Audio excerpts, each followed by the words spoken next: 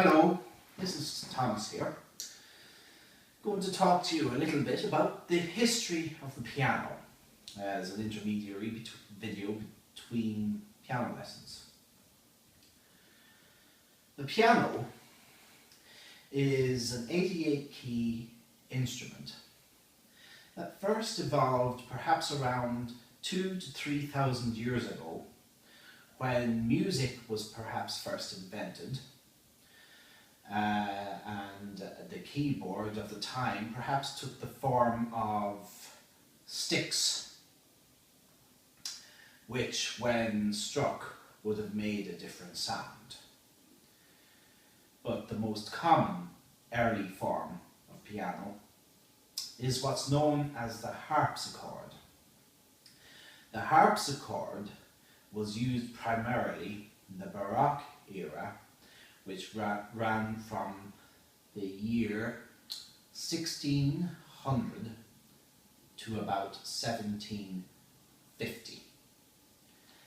And during that time, the keyboard began its evolution towards the piano. The harpsichord works by a system of plucking tweezers, if you will, that would have plucked the strings of the harpsichord, making a sharp, tangy sound.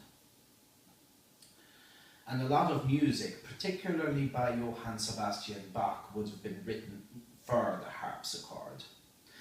And the harpsichord was incapable of producing articulation or dynamics as we know it today. So for piano music in the Baroque era, you would tend to find no speed marks, no articulation marks, and no dynamics. After the harpsichord came the clavichord, which is a small organ-like instrument.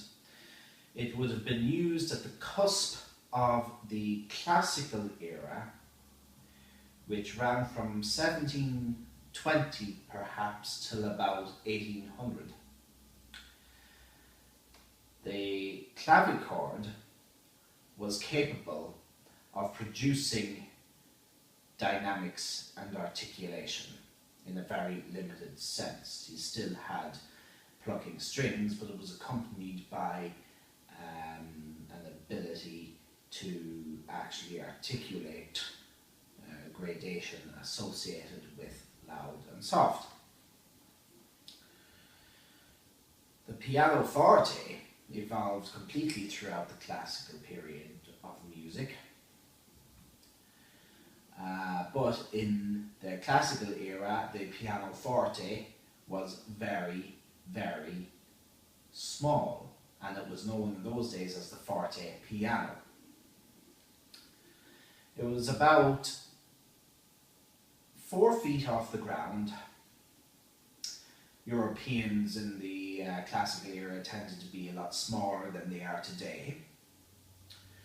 And from the classical period into the Romantic era, which began perhaps around the year 1890 to 1900.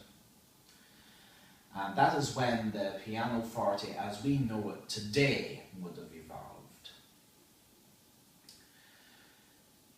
So the pianoforte became the primary instrument of most music, and Chopin particularly wanted to express his music in such a way to bring out the full potential of the piano as we know it today. Later in the 20th century, the keyboard was developed, which kind of took away from the piano side of things, but still allowed exploration of electronic music through the 70s, 80s, and 90s. And typically around the end of the 20th century, the piano began to make a comeback in the form of digital pianos. Digital pianos, unlike keyboards, retain the complete key weight of an actual piano to allow for maximum reality in terms of articulation and gradation. Nowadays, electric pianos have become quite advanced, so advanced actually that they can still be sold for as little as €700. Be so portable, so light that you could actually carry it under your arm, and still, when played, can produce the full effect of a piano in terms of weighted keys, sound, articulation and gradation. I hope you found this video informative. Please subscribe below. I will be uploading videos in the future. I do a weekly series on piano lessons. The next video of my piano lesson series will be about rhythm, basic rhythm and rhythmic notation.